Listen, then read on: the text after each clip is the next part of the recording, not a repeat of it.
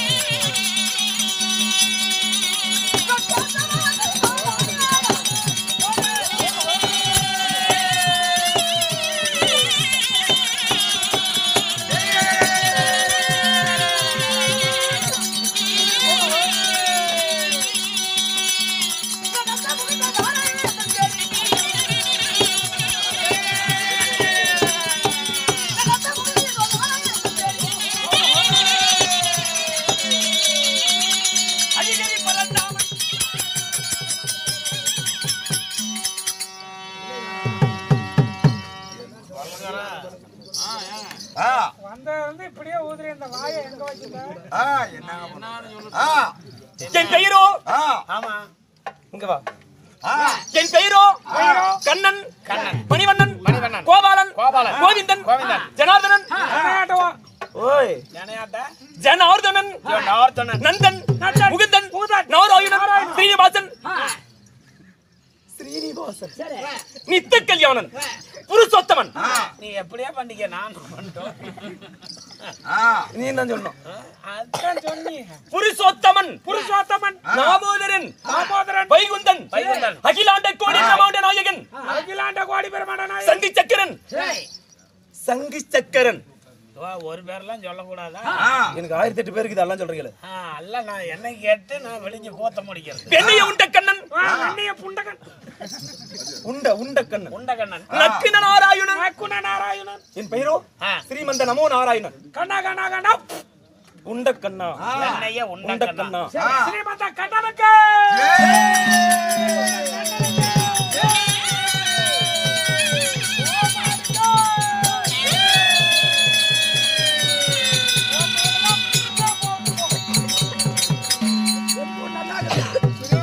என் பெயர் கண்ணனாகினும் சாமி, என்னுடைய 10 அவதாரத்தில் முதல் அவதாரம் என்ன?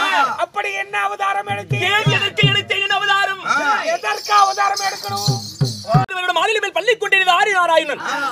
அந்த 2011 வருஷமும் குழந்தை வடிவத்துல படுத்து தூங்குனீங்க. என்னத்த சாப்பிட்டு வளர்ந்த? எதை உண்டு வாழ்ந்தாய்? என்ன சொல்ல சாமி? என் வலதுகால் பெருவர் வைத்து வாயில் வைத்து சப்புவேன்.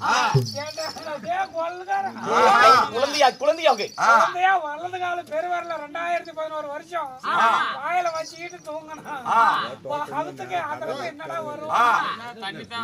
அதிலிருந்து அவரை உமிழ் வைத்து நான் உயிர் வாழ்ந்தேன். ஆமா, உமிழ் நீர். அதனாலதான் என் மனசியாய் பிறக்கும் குழந்தை இந்த கலியுகத்திலையும் 1000ல 1 கோடியில 1 ஆண் குழந்தையா பிறந்ததெல்லாம் வலதுகால் பெருவரில் எடுத்து வாயில வச்சு சப்பு பாத்தியா? ஆமாமா, கொள்ளக்காரன் பையன் அப்படித்தான் சாப்பிடுவான். அந்த கதையோட அப்படி 2011 வருடம் கழித்த பின் அந்த ஆளில என்ன செய்தது? என்ன? வாசுகி எனும் பாம்பாய் மாறியது. பாம்பாக மாறியது. அந்த ஆளில என்ன செய்தது? 1000 மணாமுடி விரித்த ஆதிசேஷனாய் மாறியது. அந்த ஆளு இளம். ஸ்ரீரங்கம் போய்கிறியா? திருச்சி திருச்சில அரங்கநாதர் என்பவன் நான் தான். பாம்பு மேல தலையை வச்சு படுத்து போய் பாரு. போனா போய் பாட்டு வா. ஆமா, சரி சரி, அதுதான் என்னுடைய முதல் பிறப்பு. சரி சரி. அப்படி பாம்பினை மேல் பள்ளி கொள்ள நேரத்தில் என் உந்தி கவனம் என்று சொல்லக்கூடிய தொப்புளை வழியாக தாமரை கொடி ஒன்று ஓட, அந்த தாமரை தண்டிலே தாமரை புஷ்பம் மலர் ஒன்று மலர, தாமரை பூவிலே 5 சிரத்துடன் என் மகனாகிய பிரம்மனை நான் படைத்தேன்.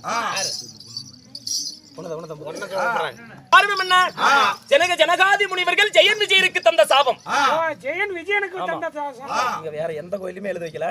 ஸ்ரீ ரங்கநாதர் கோயில்ல மட்டும்தான் 2 பக்கமும் ஜெயன் விஜயன் பேர் எழுதி வச்சிருக்காங்க. அந்த பாட்டு தான் அவரும் கேக்குறாரு. கேக்குறதுல தப்பு இல்ல. ஜெயன் விஜயர்கள் தந்த சாபத்தை நீக்கவே நான் 10 அவதாரங்களை தாங்கினேன். பொதுமா சுருக்கமா சொல்லி ஜெயன் விஜயன். ஆமா, ஜனகாதி முனிவர்கள் தந்த சாபம். சாபம். யாருக்கு? ஜெயன் விஜயன். என்னுடைய வாயில் காவலாளிகளாகிய ஜெயன் விஜயருக்கு தந்த சாபத்தினால் 2 பேத்துக்கும். ஆமா ஆமா. நான் 10 அவதாரங்களை எடுக்க கட்டளை கடமை. சாமி 10 அவதாரத்தில் முதல் அவதாரம் என்ன அவதாரம்? மச்சம் என்ற மீன் அவதாரம்.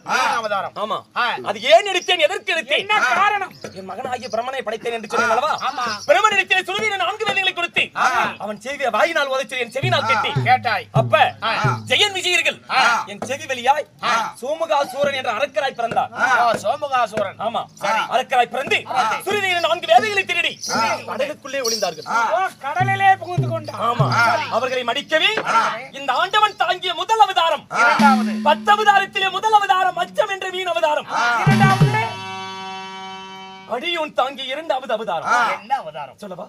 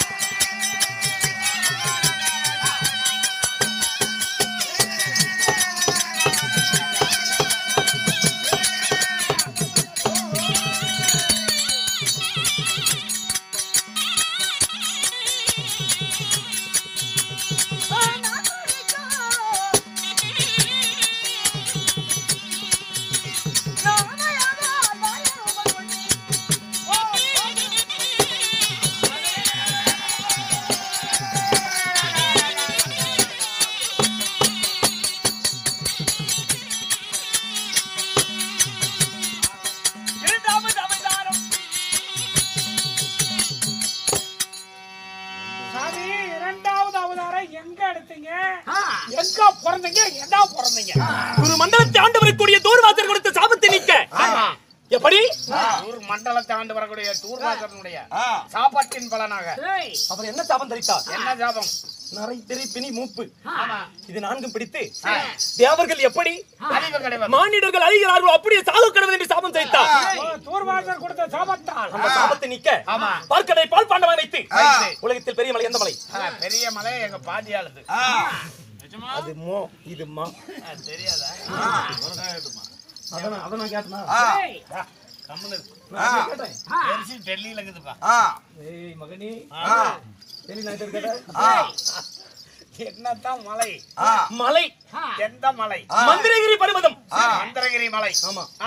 சொன்ன மாதிரி நேத்து எங்க கோமலி நம்ம கோமலி இந்த மலையை மத்தோக பார்க்கடலில் ஊன்றி மத்தாக வைத்து ஆதிசேஷன் தம்பி ஆகிய வாசுகி என்னும் பாம்பை அணக்கரை வைத்து அணைக்கேரா போட்டி தேவர்கள் பாம்பின் வாளை பிடித்து வாழை பிடித்து அணக்கிற பாம்பின் தலையை பிடித்து பிடித்து. கடந்தோம் என்னது என்ன? அமர்தம் அமர்தம். அப்படி அமர்ந்த கடை நிறுத்தி அந்த மந்திரகிரி மலை என்ன செய்தது? அதாவது பார்க்கடலிலே சாய் விட்டது.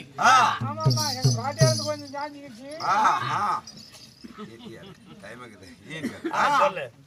அது சின்ன சாய்த்தாங்க சரி சொல்லிச்சாமி. போட வந்து வலிச்சு போட வேண்டியது. அது ஏங்க சும்மா அப்புறம் நோன்றக எதில் விட்டோம்? ஒண்ணு கூட இடத்துல ஏய் மகனே சொல்லுங்க. மந்திரகிரி மலை மத்தாக ஊண்டி அப்படி அமர்ந்த கடை நேரத்தில் மலை சாய் விட்டது. சரி அப்படி மலை சாய்ந்தால் அமிர்தம் வீணாகிவிடும். சரி அமிர்தத்தை சாப்பிட முடியாது. அப்படி என்று நான் என்ன செய்தேன்? கூர்மம் என்று சொல்லும் ஆமை அவதாரம் எடுத்து ஆமா அவதாரம் எடுத்து கடலிலே குதித்து என் முதுகினால் தாங்கினேன். ஓ அது இரண்டாவது அவதாரம். எந்த பொருளும் ஸ்ட்ராங் கிடையாது. ஆமா ஓடுதான் அவ்வளவு ஸ்ட்ராங். ஆனையா போய் நின்னா கூட போய் மிதிச்சாலுமே சாவல. ஆமாமா. அந்த ஓட்டுக்கு அவ்வளவு பவர்னா இந்த கண்ணனுடைய அவதாரம். அவதாரம் படி இரண்டாவது ஆமை அவதாரம் எடுத்து மூன்றாவது சாய்ந்த மந்திரி மலையின் முதுகினால் தாங்கினேன். அது இரண்டாவது. அவதாரம். மூன்றாவது அவதாரம் என்ன? என்ன அவதாரம்? யான் தாங்கிய அவதாரம் இது. எது?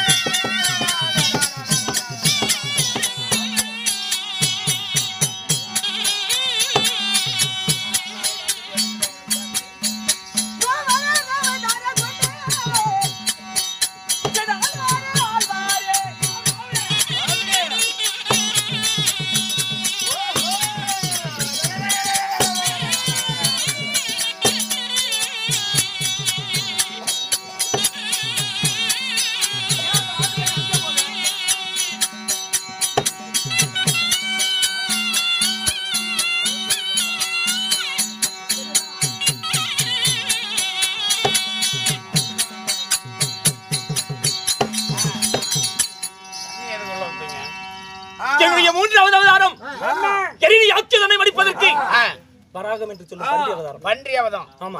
பன்றி அவதாரம் எடுத்து எரினி ஆட்சிதன் இந்த பூமியை பாயா சுருட்டி பாதாள கடலிலே ஒளிந்தான். பூந்துக்கிட்டான். ஆமா. அவனை கொல்ல உடல் மனித உடல், முகம் மட்டும் பன்றி முகம். பன்றி முகம். பன்றி என்றால் என்னன்னா தெரியாத ஊர்ல சுத்ததா. அது இல்ல, காட்டுல திரும்பி பாரு பல்ல அப்படி வச்சுக்கிட்டு. அப்படியே சிங்க பல்லு. ஆமா, அந்த பண்ணி. பன்னி அவதாரம் எடுத்து உன்னோட நரவல் தங்கற பண்ணிக்கிறியா? ஆறு நானா ஆறு சொல்றேன். பண்ணிக்கிறதுங்கிறப்ப பொட்டிக்கார. சரி வா கரிநாயத்தோடு. அப்படி வராகம் என்று பன்றி அவதாரம் எடுத்து கடலுக்குள்ளே புகுந்து எரினி ஆட்சிதனை மடித்து பூமியை சிறைமிட்டு வந்தேன் என் நோக்கினான். ஓ அது மூன்றாவது. ஆமா. நாலாவது இரணியை கச்சிப்பு இரணி ஆக்கியதனின் தம்பி ஆகிய இரணியன் அந்த நானே அகிலம நானே யம வந்து எரம கிழமை வைக்கணும், வாயு வந்து வாச பெருக்கணும், வரணம் சாணி போடணும், சாணம் தெளிச்சு லட்சுமி சரஸ்வதி இந்த சக்தி பெண்கள் எல்லாம் கோலம் போட்டு வீட்டு சாமானம் கழுவணும். குழுவணும் இல்ல கழுவணும். பிழை கண்டுபிடிக்கும் கோமாளி. எழுத்து பிழை வந்து விட்டது. அப்படி தேவர்களை அடிமைப்படுத்தினான் சரி. எரினியாசூரன். அதனால இரவுலையும் சாவல, பகலையும் சாவல, மனிதனாலையும் சாவல, மிருகத்தாலையும் சாவல, அம்பாலையும் சாவல, ஆயுத்தாலையும் சாவல, வீட்டுக்கு உள்ளேயும் சாவல, வீட்டுக்கு வெளியும் சாவல, காட்டிலையும் சாவல வீட்டிலையும் சாவல பகலையும் சாவல, இரவிலையும் சாவல. அப்பன்னா அவனை கொல்றது எப்படி எப்படி கொல்ல முடியும்? எப்படி கொல்ல முடியும்? அவன் வயிற்றில், அவன் மனைவி நீலாதேவி வயிற்றில் என் அம்சியால் ஒரு பாலகனை படைத்தேன். பிறக்க வைத்து பிரகலாதன் என்ற ஒரு பாலகனை பாலகனை பிறகு வைத்து நாரதன் இடத்திலே தாய் கற்பத்தில் இருக்கும்போது வயிற்றுக்கு பக்கமா போய் ஹரிநமோ நாராயுணா அப்படின்னு அப்படி என்று என் திருநாமத்தை ஓதச் சொன்னேன். நாராயணன் காதின் வழியாக ஆமா பொறக்கல வந்து ஊத்தி பொங்கட்டா போமா? அது எப்படி போக முடியும்? 5 வளையாதது 50 வளையுமா? பிறந்து 5 வருடம் ஆனவுடனே அந்த நாட்டிலே சோனிதாபுரியிலே அந்த இரணியசூரம் வச்சதான் சட்டம். அவன் வச்சாருதான் எல்லாம் ஒரே கோயில் சாமி சிலை இருக்க கூடாது, அனைத்தையும் பிடுங்கி குப்பமேட்டில் எரிந்துவிட்டு அனைத்து இரணியாசூரனின் சிலையை நிறுவினான். குருகுலத்திலே கல்வி கற்கும் இடத்துல கூட அந்த குருநாதருக்கு பதிலா இரணியாசூரன் சிலை தான் இருக்கும். இரணிய நமோன்னு தான் சொல்லணும். இரணிய நமோ என்றுதான் முதல் பாடம். இவ்வுலகத்தில் அனைத்து உயிரினமும் ஹரிநமோ என்று என் நாமத்தை தான் ஓதும் முதல்ல. ஆமா ஹரி. ஆமா ஹரி என்றால் அகிலம் அடக்கம். அகிலமும் அடக்கம். அப்பேற்பட்ட என் நாமத்தை வடித்து இரணிய நமோ என்று நாமத்தை ஓதினான். சரி. டேய் மகனே, பிறலதா அரி அரி என்று சொல்கிறாயே, அந்த அரி எங்க இருக்கிறான் அப்படி என்று கேட்க, யாரு? இரணியாசூரன் பிரகலாதன். தந்தையே, அரி எங்க இருக்கிறார் தெரியுமா? இதோ தூணிலும் இருப்பார், இந்த துரும்பில் இருப்பார், எங்கேயும் இருப்பார் ஏகாந்தமூர்த்தி அப்படி என்று பிரகலாதன் சொல்ல, தூண் இருந்தது. எடுத்தான் கதையை தன்னுடைய தண்ட ஆயுதத்தால் ஒரியாடி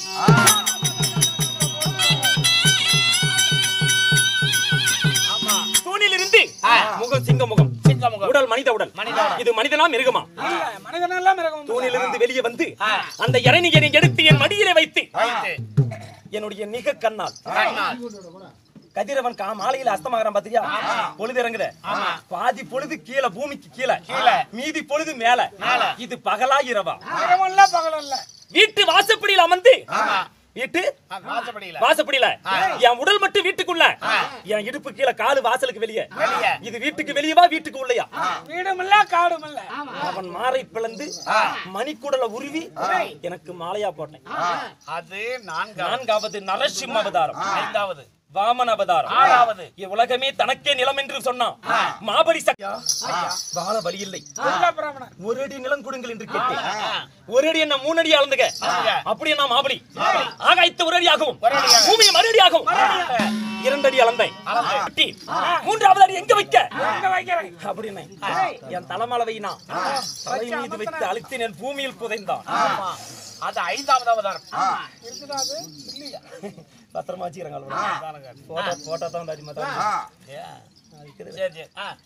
ஐயா, உன்னுடைய மகிமை தெரியாமல் உன்னிடத்தில் விளையாட்டு விட்டேன். என்னுடைய ஞாபகத்தை இந்த உலகத்துல இருக்கணும். இப்பேற்பட்ட மாபலி சக்கரவர்த்தி வாழ்ந்ததுக்கு ஒரு அர்த்தம் இருக்கணும் அப்படின்றான். எனக்கு ஒரு ஞாபகார்த்தம் கூட அப்படி என்று கேட்க, உலகத்தில் கார்த்திகை மாதம் தீப திருநாள் என்று மாபலியோ மாபலி கும்பாட்டுவாங்க. அங்க திருவண்ணாமலையில தீப ஏத்தனா எல்லா வீட்லயுமே வீட்டுக்கு முன்னாடி கும்பாட்டுவாங்க. இது உனக்காக, உன் ஞாபகார்த்தமாக அப்படி என்று அவனுக்கு வரமளித்தேன். என்னுடைய 5வது அவதாரம் 6வது அவதாரம் பரசுராமர் அவதாரம். பரசுராமராக பிறந்து என்ன செய்தாய்? உலகத்தில் ஜாதி மதத்தை இருக்கலாம், எத்தனையோ ஜாதிகளை உலகத்தில் இருக்கலாம், மதங்கள் இருக்கலாம், இனங்கள் இருக்கலாம். பரசுராமர் அவதாரத்தில் ஜமதக்கினி முனிவருக்கு ரேணுகா தேவிக்கு மகனாய் பிறந்தேன். சரி. 6வது மகன் பரசுராமராக. ஆமா, கடைசி மகனா பிறந்தேன். கடைசி பிள்ளையா? ஆமா.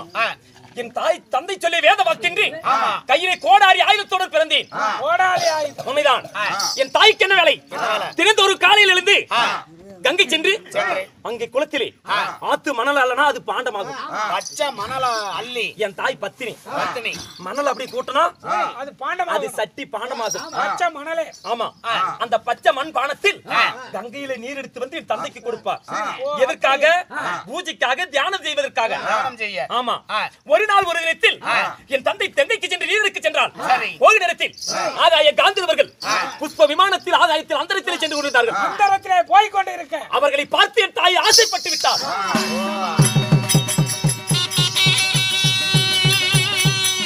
இப்படியே ஆணழகன் இருக்கிறானான்னு அன்பு பறி போய் விட்டது, ஓ, நீதி அழிந்து விட்டது. நீதி அழிந்து விட்டது. போய் ஆத்து மணல் அள்ளலாம், அது பாண்டமாவல. ஆவல. சட்டியாவுமா பானையாவுமா? ஆவல. கற்புடைய மங்கைகள் கணவனே கண் கண்ட தெய்வம் என்று காலை தொட்டு கும்பிடுவாங்க. இப்ப கும்புறால நம்ம முடிச்சிட்ட பாக்க மறுநாள் கூட்டிட்டு ஓடி போயிடுறாங்க. சொல்லு மறுநிலைவா? இப்ப கும்பிடனா இப்ப கும்பிட சொன்னா மறுநிலை கூட்டு ஓடி போறாங்களா? கும்பிட்டாங்கன்னு வச்சுக்க, மறுநாள் அவங்க இருக்கிறது இல்ல. சரிவா, கும்பிடாதங்கிறதே நல்லது. பேசாத கூட்டு விடாம இருப்பாங்கறியா? எதுல ஓட்டம்? ஒண்ணு குடுற இடத்துல பச்சை மணல பாண்டமாகவில்லை. என் தாய் பார்த்தால், அடடா நீர் இல்லாமல் எப்படி வீடு செல்வது? சரி, வீட்டுக்கு சென்றால் தன் கணவனிடத்தில் என்ன வைப்பது அப்படி என்று பார்த்தா, பாண்டமாக வெள்ளை மணல் போன தேவியை காணம் என்று நாணத்தால் அறிந்தால் என் தந்தை ஆகிய ஜமதக்கினி முனிவர், மகனே மூத்த மகனை 5 பேர் அழைத்தார். போய் உன் தாயை சிரத்தை வெட்டி வா என்று அழைத்தார். சரி, ஒருத்தர் கூட போகல. பெத்த தாயை வெட்டுவதா என்று உடனே கடைசி மகனாகிய என்னை பரசுராமா அப்படி என்று அழைத்தார். ஓடாடி ஆயுதத்துடன் ஓடி வந்து சத்தியம் பண்ணினார். தந்தையே என்னை ஏன் அழைத்தீர்? கூத்தாட கூப்பிட்டா இல்ல, உங்க அப்பா கூப்பிட்டதுக்கு தெரியல. அப்படி என்று சொல்ல, போய் உன் தாய் சிரத்தை வெட்டி வா அப்படி என்றார். புறப்பட்டேன். கங்கை நதி சென்று என் தாய் நின்று கொண்டிருந்தால் ஒரு இமை பொழுது தாமதிக்கவில்லை. வீசினர் கோடாரியை வெட்டினேன்.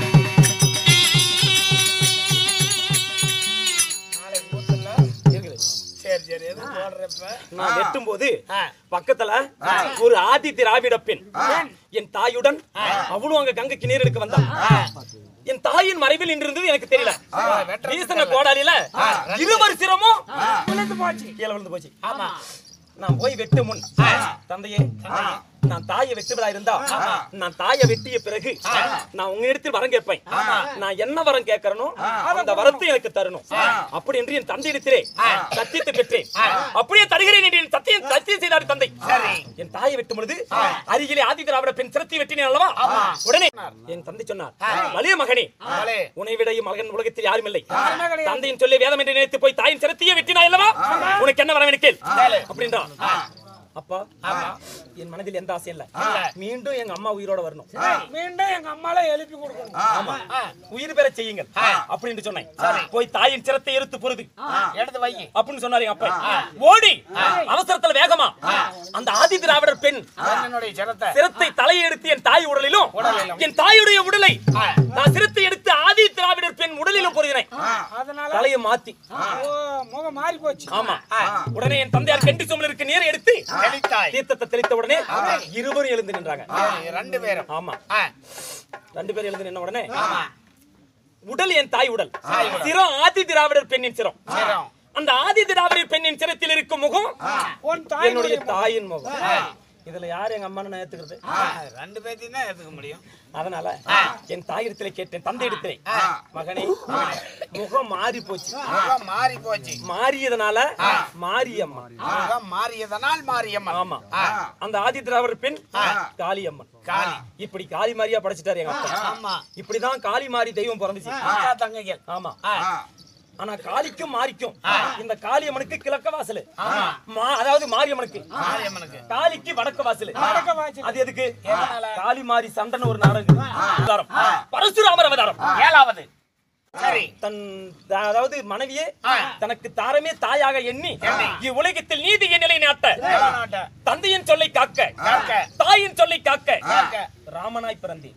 ராம அவதாரம் தென் இலங்கை ஆண்டு வரைக்குரிய 10 சிரம் 20 கரம் படைத்த தஜகிரீவன் என்று சொல்ல ராவணனை வெல்ல 3 பல சேனைகளை வெல்ல என் பக்கம் 70,000 வானரப்படை. ராவணன் பக்கம் 80 லட்சம் வானரப்படை. 3 பல சேனைகள். அவர்களை கொல்லவே நான் 7வது ராமனாய் பிறந்தேன். 8வது பலராமன் சொந்த தாய் மாமனை சம்ஹாரம் செய்ய பலராமனை அவதரித்தேன். 9வது இந்த கண்ணன் அவதாரம். ஓ, கண்ணன் அவதாரம் ஏன் எடுக்க வேண்டும்? இந்த கண்ணன் அவதாரம் எந்த நாள் அன்று தேவேந்திரன் சபையில் பூமாதேவி முறையிட்டால் என்னவென்று? தேவேந்திர பகவானே, இந்த பூமியின் பாரத்தை என்னால் சுமக்கவில்லை. இந்த பூமியின் பாரம் நாளுக்கு நாள் அதிகரித்து செல்கிறது. அதனால என்னால பாரம் சுமக்க முடியல. எனக்கு இந்த வேலை வேண்டாம், வேருக்கு ஒப்படையுங்கள். கைய விட்டுருவேன். எதுல இல்லப்பா, பூமி பாரமாகுது, ராவுக்கு கைய விட்டுட்டுனா பூகம்பம் ஏற்படுது இல்ல பூகம்பல்ல பூகம்பம் பூகம்பம். ஆ. இப்ப கூட பாரு இந்தோனேசியாவுல ஏற்பட்டுச்சு. அதனால தேவீரத்திய முறையிட தேவர்களை பார்த்தார்கள். யாருக்குமே பூமியின் பாரத்தை குறைக்கும் வழி தெரியல. யாருக்குமே தெரியல. உடனே பூமாதேவி ஒரு பதராதே மனம் சிதறாதே, இந்த பூமியின் பாரத்தை குறைக்க நான் வழிவகை செய்கிறேன் அப்படி என்று என் வலது கையில் கங்கணம் கட்டி இந்த பூமியின் பாரத்தை குறைக்கவே இந்த பூ உலகில் நான் மானிட அவதாரத்தில் கண்ணனாய் பிறந்தேன்.